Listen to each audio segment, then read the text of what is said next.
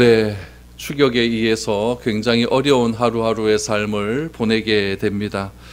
다윗을 뒤따라오는 도액이라고 하는 그 사람에 의해서 블레셋으로 도망을 갔지만 다윗은 블레셋에 가서 목숨을 유지하기 위해 미친 사람처럼 수염에 침을 흘리면서 문을 두드리는 그런 행동을 하며 간신히 목숨을 구하게 되는 그런 일들이 있었습니다.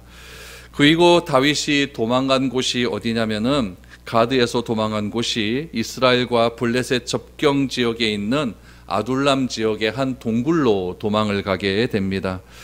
다윗과 골리앗이 싸웠던 곳이 엘라 골짜기 아닙니까? 그 엘라 골짜기 맞은편에 보면은 스바다 골짜기가 있는데 그 엘라 골짜기와 스바다 골짜기 요 큰 구릉이 있습니다. 그 구릉이 굉장히 작은 언덕으로 구성이 되어 있고 또 작은 숲들이 굉장히 많고 그 언덕 사이가 막 거미줄처럼 이렇게 다 연결이 되어 있는 그런 아주 깊은 그런 골짜기가 있습니다. 그곳을 아둘람 지역이다라고 하는데 엘라 골짜기와 스바다 골짜기 사이에 있는 그 지역의 한 동굴에서 다윗이 숨어 지내게 된다라는 기사가 오늘 본문에 등장을 하게 됩니다. 이 아둘람이라고 하는 뜻이 뭐냐면은 은신처, 피난처라는 뜻이 있어요. 그래서 이 아둘람이라고 하는 곳에서 다윗이 잠시 피신을 하게 되는데 그곳에서 어떤 일들이 있었는지를 한번 살펴보기를 원합니다. 1절 2절 한번 보시죠. 그러므로 다윗이 그곳을 떠나 아둠단 굴로 도망하며 그의 형제와 아버지의 온 집이 듣고 그리로 내려가서 그에게 이르렀고 환난당한 모든 자와 빚진 모든 자와 마음이 원통한 자가 다 그에게로 모였고 그는 그들의 우두머리가 되었는데 그와 함께한 자가 400명 가량이었더라 라고 말합니다. 다윗이 그곳을 떠나 블레셋의 가드죠. 블레셋의 가드를 떠나 이제는 아둘람 굴로 도망을 갔습니다. 그런데 그곳으로 찾아오는 사람들이 있었다라고 말을 하면서 찾아오는 사람들을 이야기를 합니다. 제일 먼저 찾아온 사람들이 누구였냐면은 다윗의 형제 또 아버지들이 부모가 찾아왔다라고 이야기를 합니다.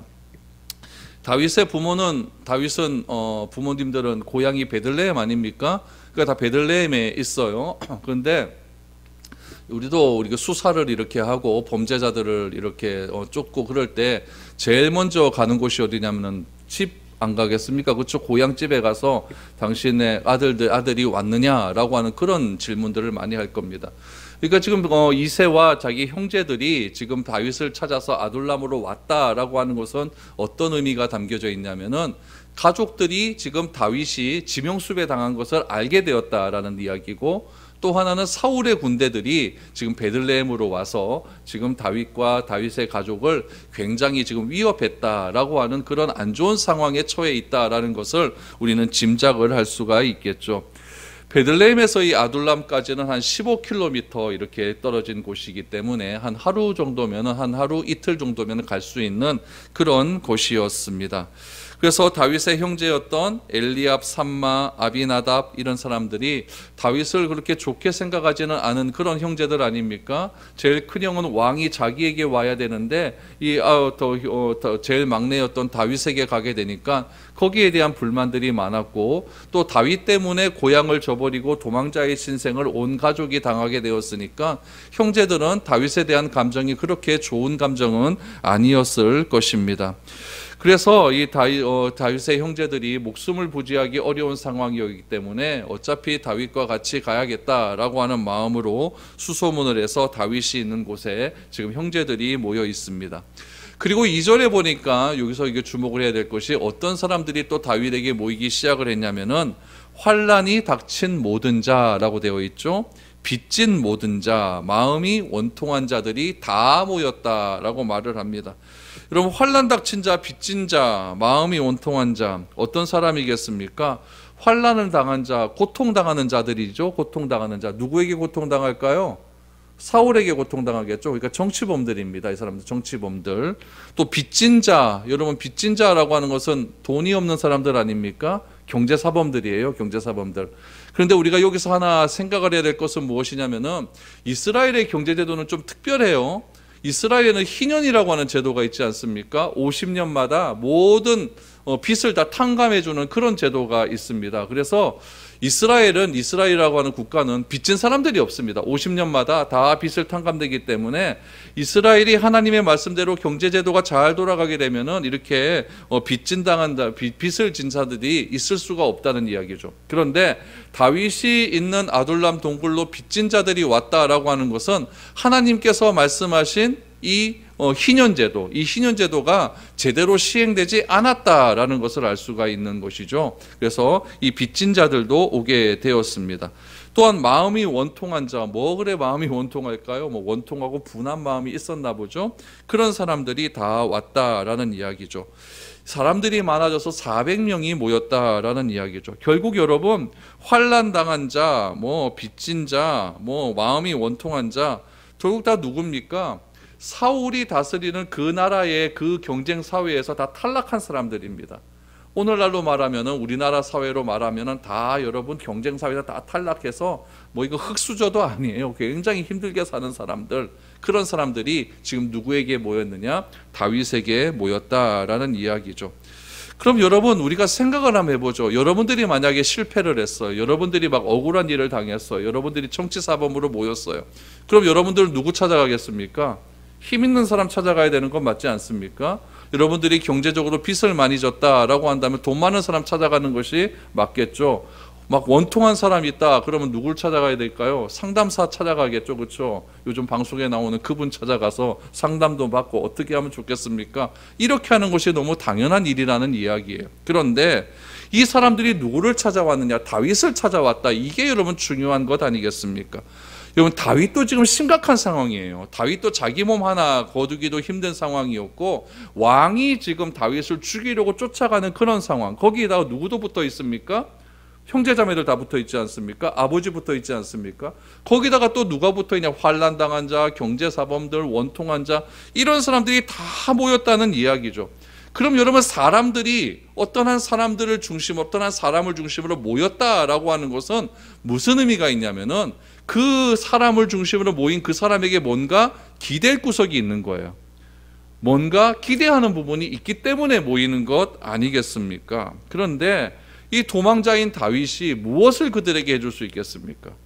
정치사범에게 무슨 정치적으로 그 사람을 회복시킬 수 있는 능력이, 도망자인 다윗에게 무슨 능력이 있을까요?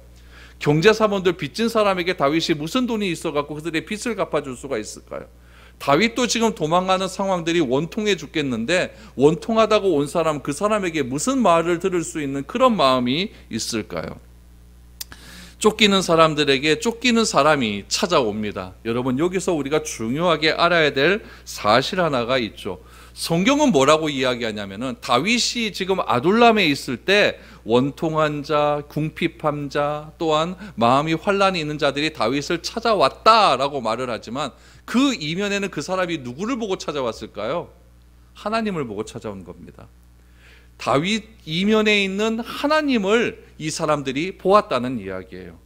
다윗을 가만히 보니까 힘들 때마다 하나님을 찾는 거예요. 다윗을 가만히 보니까 힘들 때마다 하나님을 의지하는 것을 지금 누가 알고 있냐면 백성들이 알고 있는 것이죠. 어떻게 보면 다윗을 찾아온 이 모든 사람들은 다 누구로부터 힘들게 어려움을 당한 사람이었냐면은, 그 나라를 다스리는 왕에 의해서 힘들고 어려운 상황을 닥친 사람이었다는 얘기죠. 근데 사울은 앞만 봐도 하나님을 따라가는 사람이 아니라는 것을 누가 아느냐? 백성들이 다 알고 있는 것이죠.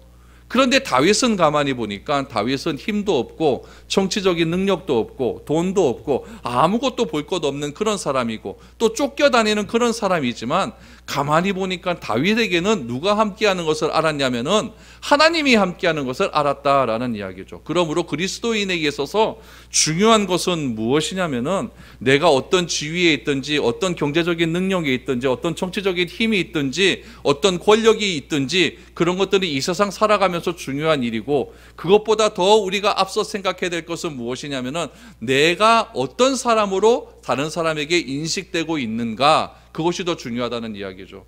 우리는 힘들 때 무엇을 찾아가고 있고, 우리는 힘들 때 무엇을 의지하고 있는가, 그것을 믿지 않는 사람들이, 내 주변 사람들이 알아야 된다는 이야기예요. 내가 힘들고 어려울 때 세상 사람들, 하나님을 모르는 사람들과 똑같은 방법으로 그 문제를 해결한다고 한다면은, 여러분, 사람들은 우리를 찾아오지 않을 겁니다. 그러나 내가 힘들고 고난과 어려움 가운데 있을 때 저 사람은 뭔가 다른 방법으로 이 문제를 해결하려고 하는구나, 이런 것들을 알 때에 여러분, 사람은 우리를 찾아올 수 있게 된다라는 이야기죠. 그래서 다윗이 사울에게 쫓아 아둘람에 있을 때에 시를 하나 씁니다. 그 시가 뭐냐면은 시편 57편의 내용이에요. 시편 57편 내용들의 표제를 보면은 다윗이 아둘람 굴에 있을 때라고 이렇게 나와요. 어떻게 시를 썼는가 한번 볼까요? 57편 1절에서 3절 말씀을 보시죠. 여러분, 그 상황을 한번 보십시오. 하나님이여 내게 은혜를 베푸소서, 내게 은혜를 베푸소서. 내 영혼이 주께로 피하되 주의 날개 그늘 아래에서 이 재앙들이 지나기까지 피하리이다. 내가 지존하신 하나님께 부르짖으며 곧 나를 위하여 모든 것을 이루시는 하나님께로다.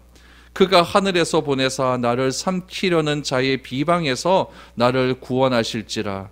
하나님이 그의 인자와 진리를 보내시리로다. 다윗이 이렇게 기도하고 다윗이 이렇게 노래하는 것을 누가 본 겁니까? 환난 당하는 사람들, 궁핍한 사람들, 억울한 사람들, 그런 사람들이 다 보았다는 이야기죠. 하나님이여 내게 은혜를 베푸소서, 하나님이여 내게 은혜를 베푸소서. 다윗이 그 굴에서 할 수 있는 게 무엇이 있겠습니까? 다윗이 구하는 것은 하나님의 은혜만 구하는 겁니다. 내가 주의 그늘 아래에 내가 피하리이다. 그러면 다윗이 이렇게 기도만 하고 끝났을까요? 절대 그렇지 않습니다. 시편 57편 7절에서 9절까지에 보면 다윗이 이렇게 하나님께 은혜를 구한 다음에 이렇게 결단을 합니다. 하나님이여 내 마음이 확정되었고 내 마음이 확정되었사오니 내가 노래하고 내가 찬송하리로다. 내 영광아 깰지어다. 비파야 수금아 깰지어다. 내가 새벽을 깨우리로다. 주여 내가 만민 중에서 주께 감사하오며 문나라 중에서 주를 찬송하리이다. 여러분 7절에서 9절 말씀은 도저히 이해가 되지 않는 거예요. 하나님이여 내 마음이 확정되고 확정되었사오니 내가 노래하고 내가 찬송하리로다. 여러분 이것은 무슨 말이냐면은 다윗은 마음을 일단 결단한 거예요. 자기의 상황을 본 것이 아니라 일단 내가 결심한 것이 중요합니다. 어떻게 결심하느냐? 상황은 지금 이렇지만 내 마음을 일단 주께로 확정했습니다. 그래서 어떻게 하겠느냐? 내가 노래하겠다. 내가 찬송하겠다. 진짜 믿음의 사람은 뭐냐? 찬송할 수 없을 때 찬송하는 사람이 믿음의 사람입니다. 도저히 찬송이 나오지 않을 때 오주여 나의 마음이 주께로 정해졌으니 나는 주를 찬양하리이다 라고 찬송할 수 있는 사람이 진짜 믿음의 사람이라는 이야기죠. 그러면서 뭐라고 이야기합니까? 내 영광아 깰지어다. 비파와 수금아 깰지어다. 내가 새벽을 깨우리로다. 이것이 다윗의 위대함이었다는 이야기죠. 억울하고 분하고 고통스러운 시간에 불평하지 않습니다. 나는 마음을 확정하겠습니다. 결단하겠습니다. 어떻게 결단하느냐? 주를 찬송하기로 결단하겠습니다. 여러분 이것이 진짜 믿음의 사람이라는 거예요. 여러분 우리가 억울해봐야 이 다윗처럼 억울한 적이 있을까요? 얼마나 다윗 억울할까요? 그런 다윗이 주께 감사합니다. 그리고 내가 마음을 확정하겠습니다. 누가 그 앞에서 불평과 불만을 늘어놓겠습니까? 아무도 못 놓잖아요. 이런 환경 속에서 다윗은 찬송하며 노래하며 내가 새벽을 깨우겠습니다 라고 마음을 확정하는 거예요. 욥을 보십시오. 욥은 모든 것을 잃었을 때에 예배 자리로 나와서 뭐라고 이야기하느냐? 주신 이도 하나님이시고 거두신 이도 하나님이시다 라고 그렇게 고백을 합니다. 여러분 욥기를 가만히 읽어보면 인내의 책 같은데 욥이 그렇게 인내를 하지 않습니다. 욥이 자꾸 하나님께 따지고 들어요. 막 큰 소리로 막 따지고 들어요. 어떻게 나한테 이러실 수가 있습니까? 막 따지고 들죠. 3명의 친구들이 와서 네가 잘못했으니까 그렇게 된 것 아니냐라고 했었을 때 욥은 나는 잘못한 것 하나도 없다라고 이야기를 하면서 막 따지고 싸우고 난리가 납니다. 그때 하나님께서 딱 등장을 하시는 거예요. 끄트머리에 등장하셔서 욥을 데리고 갑니다. 데리고 가서 야 욥, 저 악어를 봐라. 저 힘이 어디서 나오게? 저 하마를 봐라. 저 다리통을 한번 봐라. 저 하늘을 나르는 용들을 한번 봐라.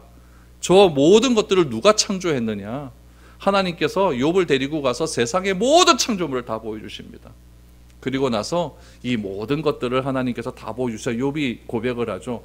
내가 예전에는 귀로만 하나님을 들었는데 이제는 내가 눈으로 하나님을 보았습니다 라고 하나님께 결단을 합니다.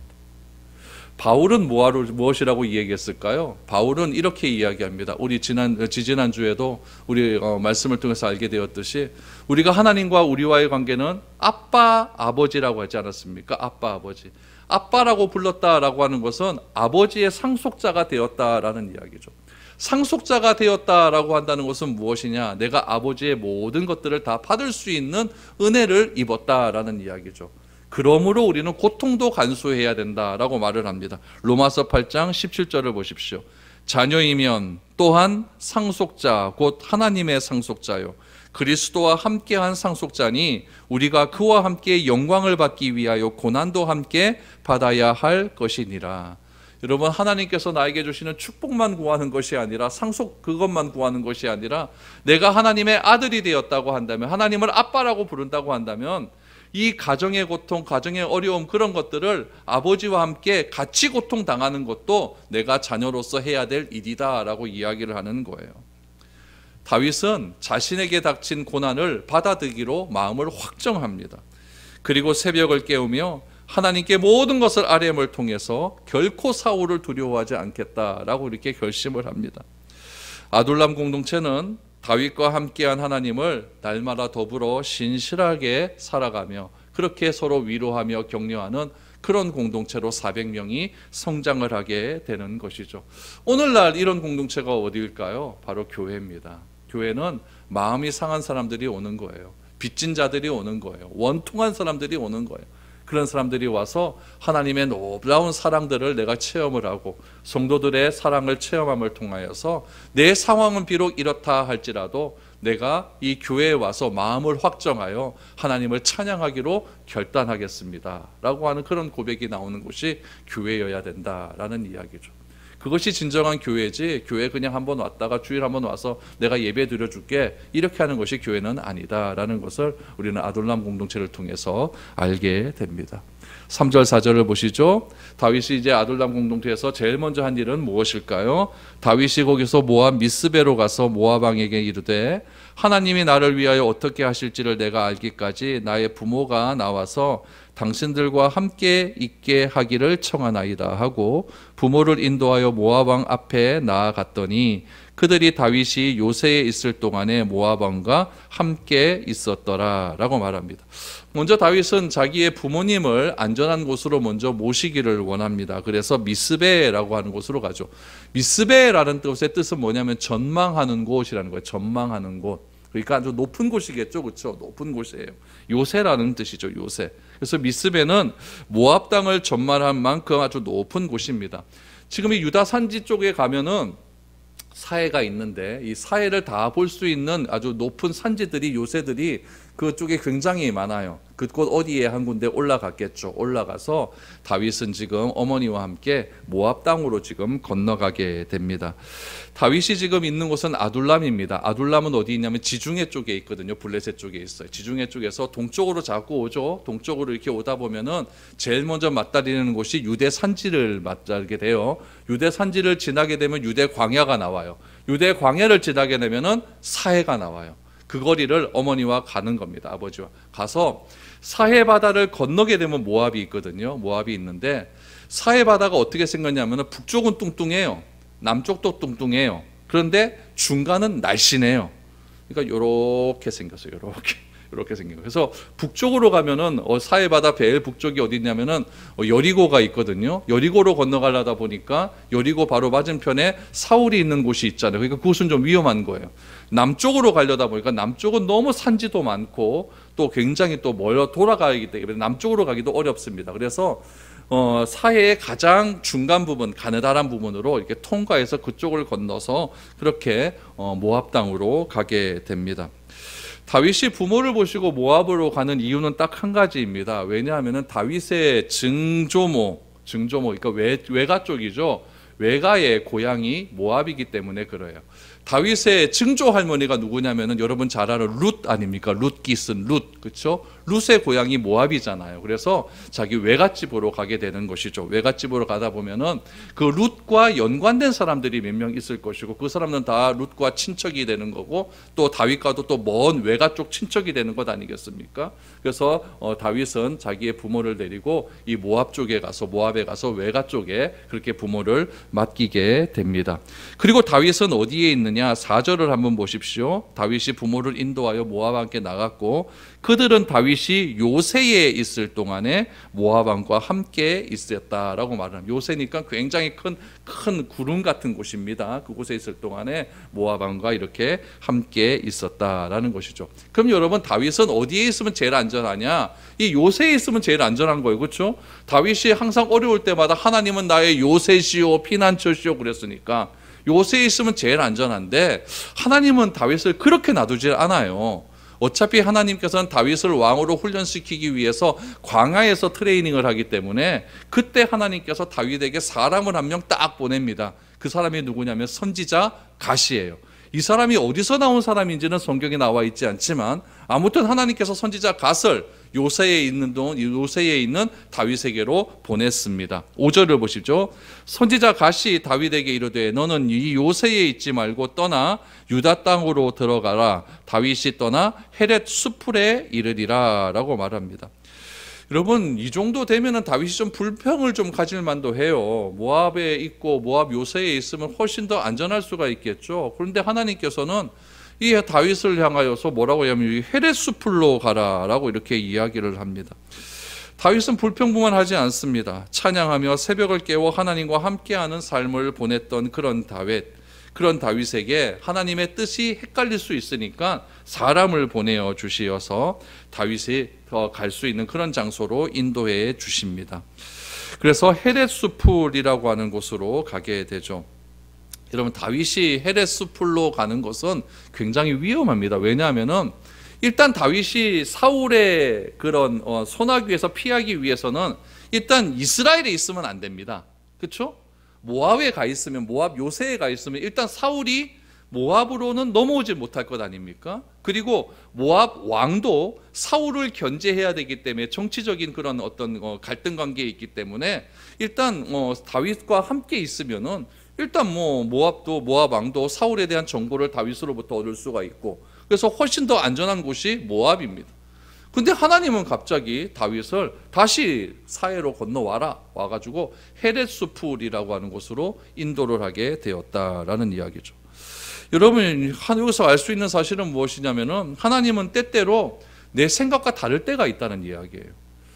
우리는 좀 안전한 곳이 내가 좀 거하고 내 계획과 내 어떤 상식과 내가 경험과 그런 것들 때문에 여기에 있으면 이렇게 행동을 하면 안전하겠다라고 생각할 수가 있는데, 하나님은 내 생각을 뒤집어 엎을 때가 너무나 많다는 이야기예요. 그것이 어쩌면 하나님의 시험일 수도 있습니다. 아브라함 같은 경우는 아들 하나 딱 얻어놓고 그 아들이 얼마나 귀하겠습니까? 이 아들과 같이 하나님께서 주시는 그런 귀한 자손의 복을 이어가겠다라고 계획을 세워놨는데, 하나님께서 이 이삭을 바쳐라 라고 말하지 않습니까? 내 생각하고는 다른 거예요. 내 생각은 너무 달라요. 나사로가 죽었을 때에 나사로의 누이들은 예수님께 가서 빨리 와서 우리 오라버니를 좀 살려주십시오 라고 이야기를 했죠. 아직 죽진 않았어요. 근데 예수님께서 이틀을 더 머무시는 것 때문에 나사로가 죽게 되거든요. 그리고 예수님께서 나흘 만에 나사로가 있는 곳에 오니까 이 마리아가 쫓아가가지고 어떻게 예수님 그러실 수가 있습니까? 예수님이 계셨으면 내 오라버니 죽지 않았을 것 아닙니까? 라고 이렇게 예수님께 원망을 하지 않습니까? 어떨 때 되면은 예수님의 계획과 내 계획이 너무나 차이가 있어요. 그러나 그 계획의 차이를 이어주는 것이 뭐냐면 믿음입니다. 예수님께서 무슨 일이 있기 때문에, 무슨 계획이 있기 때문에 나에게 이런 일들을 벌이게 하시는구나 라는 것이죠. 다윗은 마음을 확정했고 새벽을 깨우고 하나님을 찬양하는 그런 마음의 결단함이 있었기 때문에 내 생각으로는 모압이 안전하지만 하나님이 무슨 뜻이 있기 때문에 나를 유대 땅으로 다시 보내겠지라고 하는 그런 마음가짐을 가지고 다윗은 그렇게 하나님 말씀에 순종해서 그렇게 유대 땅으로 갑니다. 딱 갔더니 다윗의 예상대로 사울이 그 소식을 듣게 되는 거예요. 뭐 미행 하나 안 붙여놨겠습니까? 그렇죠? 붙여놨겠죠. 사울이 그 소식을 딱 듣고 사울이 이제 그 다윗이 다시 유대 땅에 왔다는 소식을 듣고 사람들을 모으기 시작을 합니다. 그 모았던 얘기가 6절 말씀입니다. 6절을 보십시오. 사울이 다윗과 그와 함께 있는 사람들이 나타났다 함을 들으니라. 그때에 사울이 기브와 높은 곳에서 손에 단창을 들고 에셀 나무 아래에 앉았고 모든 신하들은 그의 곁에 섰더니, 여러분, 다윗이 헤레스풀에 있다는 소식을 듣고 사울이 행한 행동은 무엇이냐? 첫 번째, 기브와 높은 곳으로 올라갑니다. 여러분, 높은 곳에 올라갔다라고 하는 것은 권력을 상징하는 거거든요. 높은 곳은 여러분 권력이 있습니다. 그 권력이 있는 자의 손에 뭐가 있습니까? 칼이 있는 거예요. 힘이 있는 거죠. 힘이 있어요. 그곳에서 사울은 어떻게 있습니까? 앉아 있어요. 그러나 백성들은 어떻게 있습니까? 서 있어요. 이거는 분명히 보이는 거예요. 누가 높고 누가 낮은지를 분명하게 알려주는 그런 대목이죠. 높은 자리에서 칼을 들고 앉아있는 사울, 그리고 그 밑에 서 있는 백성들. 이거는 여러분 아둘람 공동체에 있었던 다윗과 다윗 주변으로 모인 사람들과는 완전히 차별되는 모습입니다. 교회는 어떤 곳입니까? 억울하고 분하고 힘들고 고통당한 사람들이 모여서 서로 위로해서 내 마음이 치유받는 곳이 교회라고 한다면, 세상은 어떤 곳입니까? 권력 다툼하는 곳이에요. 누가 더 높은 자리에 올라가느냐, 누가 더 많은 권력을 가지고 사람을 지배하느냐를 따지고 드는 것이 바로 세상이겠죠. 우리가 살아가는 곳이 다 그런 곳 아니겠습니까? 오늘 성경은 분명하게 보여주고 있는 거예요. 하나님 나라의 통치 방식과 세상의 통치 방식을 다윗과 사울이라고 하는 사람을 통해서 분명하게 보여주고 있는 것이죠. 다윗은 고통당하고 어려운 당한 사람과 함께 위로하며 격려하기를 원하는 그런 모임을 원했던 것이고, 사울은 높은 곳에서 앉아서 칼을 들고 백성들을 지배하는 모습으로 보여주고 있습니다. 그곳에서 사울이 어떻게 이야기를 할까요? 7절 8절 사울이 이야기하는 것을 보십시오. 사울이 곁에 선 신하들에게 이르되 너희 베냐민 사람들아 들으라. 이새의 아들이 너희에게 각기 밭과 포도원을 주며 너희를 천부장 백부장을 삼겠느냐? 너희가 다 공모하여 나를 대적하여 내 아들 이새의 아들과 맹약하게 하였으되 내게 고발하는 자가 하나도 없고, 나를 위하여 슬퍼하거나 내 아들이 내 신하를 선동하여 오늘이라도 매복하였다가 나를 치러하는 것을 내게 알리는 자가 하나도 없도다 라고 말을 합니다. 얘기하는 것이 무엇입니까? 너희 베냐민 사람들아. 사울이 베냐민 지파 아닙니까? 그러니까 주로 사울 주변에 모였던 사람들은 베냐민 지파 사람들이겠죠. 그 사람들에게 이야기합니다. 너희들아, 이 베냐민 사람들아, 다윗은 이새의 아들은 유다 지파 사람이 아니냐? 그 유다 지파 사람이 너희에게 땅을 줄 거냐, 포도원을 줄 거냐, 뭘 줄 거냐? 이 유다 지파 이새의 아들 이 다윗이 너희들에게 천부장을 줄 거냐, 백부장을 줄 거냐, 이거 말은 권위를 준다는 얘기죠. 무엇을 줄 거냐? 근데 왜 그들에게 자꾸 마음을 따라가려고 하느냐라고 가지고 호통을 칩니다. 그리고 또 하나, 왜 너희는 다윗에 가는 그런 것들을 신고하지 않느냐라고 말을 합니다. 내 아들이 다윗과 친하게 되어서, 내 아들도 지금 내 아들 요나단도 다윗과 함께 친하게 되어서 나를 속이고 있는데 너희들은 뭐 하고 있느냐라고 호통을 치고 있는 거예요. 호통을 치고 있는 거예요. 다 누구 중심입니까? 자기 중심적으로 이야기하는 것 아닙니까? 그러면서 굉장히 호통을 치면서 백성들을 완전히 코너로 몰아놓고 있다는 이야기죠. 이때 여러분 말 한마디 잘못하다가는요 그냥 죽는 겁니다. 이거는요 그냥 퇴출이죠. 사울이 자신을 따르는 사람한테 왜 이런 말을 할까요? 이유는 딱 하나입니다. 사울 안에는요 마음 가운데는 뿌리 깊은 불안감이 있기 때문에 그래요. 무슨 불안일까요? 내 자리가 빼앗길 것 같다는 불안감입니다. 그 불안감은 어디서부터 출발했을까요? 사무엘이 사울에게 너는 이제부터 하나님이 너를 떠났다라고 하는 그 말을 듣는 순간부터 사울은 불안해지기 시작하는 겁니다. 하나님이 떠나면 어떻게 될까? 그러다가 두려워지기 시작하는 거죠. 두려워지기 시작하다가 그 두려움의 이유가 어디서 나올까? 아, 저거 다윗 때문에 아닌가? 그럼 다윗을 죽이면은 내 불안감이 끝나겠지. 그래서 가장 먼저 시발점이 뭐였어요? 사울이 죽인 자는 천천히요, 다윗이 죽인 자는 만만이다.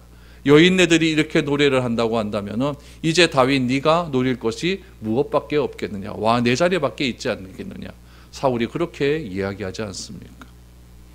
그런데 여러분 어떻게 현실을 보면은 더 두려워하는 것은 누가 더 두려워해야 될까요? 다윗도 더 두렵죠. 다윗이 훨씬 두렵고 불안하고 그렇지만은 다윗이 가지는 불안감, 사울이 가지는 불안감은 차원이 다른 불안감입니다. 그러나 다윗은 그 불안감 속에서도 마음을 결단하지 않습니까? 마음을 확정하지 않습니까? 그래서 하나님 말씀대로 그렇게 순종하며 나아가는 거예요. 다윗을 찾아온 사람들은 빚쟁이에 쫓겨서 자리에서 쫓겨나서 어려운 사람들이었지만 다윗과 함께 기쁨이 회복되고 평안함이 무엇인지를 알게 됩니다. 세상의 눈으로 볼 때는 다윗은 쓸모없는 사람들이죠. 다윗과 함께 모인 사람들 쓸모없는 그런 모임들이겠죠. 그러나 훗날 다윗이 유다 왕국을 세울 때 가장 기초적인 기반을 놓은 사람들이 바로 이 아둘람 공동체 사람들입니다. 이 400명의 사람들을 통해서 유다 왕국이 세워지고 또 후에 통일 이스라엘 왕국이 세워지는데 가장 주춧돌의 역할을 한 사람이 바로 이 다윗이었다. 이 아둘람 공동체였다라는 것을 우리는 알게 됩니다. 여러분, 우리가 인생의 아둘람 동굴로 피해야 할 이유가 바로 여기서 나오는 거예요. 우리는 성공지향적인 삶에서 잠시 벗어날 필요가 있습니다. 그래서 우리의 존재의 불안함을 뿌리채 해결할 수 있는 방법은 성공지향적인 삶에서 잠시 뒤 한 걸음 물러나서 아둘람 공동체, 이 공동체에 들어와서 하나님과 깊은 관계를 맺으면서 내가 진정으로 이 세상에 살아가야 할 목적이 무엇인지를 다시 한번 깨닫고 내 마음을 확정하고 하나님께 나아가 주의 그늘 아래 눕는 것, 그것이야말로 우리가 진정으로 이 세상에서 살아갈 수 있는 믿음의 삶의 모습이다라는 거죠. 사울이 호통을 치지 않습니까? 너희는 왜 다윗에 대해서 신고하지 않느냐라고 했을 때 그때 아주 한 사람이 뛰쳐나오게 됩니다. 그 사람이 누구냐면은 도액이라는 사람입니다. 마지막으로 우리 9절 10절 보시죠. 그때의 에돔 사람 도액이 사울의 신하 중에 섰더니 대답하여 이르되 이새의 아들이 노베 와서 아히두베의 아들 아히멜렉에 이른 것을 내가 보았는데 아히멜렉이 그를 위하여 여호와께 묻고 그에게 음식도 주고 블레셋 사람 골리앗의 칼도 주더이다 라고 말을 합니다. 얼마나 기회주의적이고 출세에 목마른 사람이며 다른 사람을 죽여서 내가 성공하겠다고 하는 그런 성공욕에 가득 찬 사람이 바로 이 도액이라는 것을 우리는 알게 됩니다. 여러분, 우리가 아둘람으로 들어가야 될 이유는 분명히 있습니다. 이 도액이라고 하는 사람이 이제 11절 이하에서 어떤 행식을 보여주는 것은 우리가 다음 주에 보게 될 것이고, 오늘 중요한 것은 이 아둘람 공동체에 모인 사람들입니다. 아둘람에서 우리가 무엇을 발견할 수 있을까요? 이거 딱 한 가지만 기억하시고 가면 됩니다. 우리가 주의 그늘 아래에서 우리의 마음이 확정하여 믿음의 눈을 들 수 있는 그런 담대함을 주십시오. 오늘 이 마음을 가지고 우리가 이 세상을 살아갈 수 있기를 바랍니다. 그래서 내가 도저히 찬송할 수 없을 때 하나님 내가 찬송할 수 있는 입을 열어주시고, 내가 도저히 기도할 수 없을 때 하나님 내가 새벽을 깨울 수 있는 그런 믿음을 허락하여 주시고, 내가 도저히 마음을 갈피를 잡지 못할 때 내 마음이 확정되고 확정될 수 있는 그런 은혜를 주십시오 라고 이렇게 하나님께 기도했으면 좋겠습니다. 그렇게 살아갈 때에 우리 주변에 저 사람은 진짜 다르다, 저 사람은 진짜 하나님을 믿는 사람이다 라고 하는 그런 인정을 받게 될 것입니다. 하나님을 노래할 수 있는 저와 여러분들이 될 수 있기를 축복드립니다.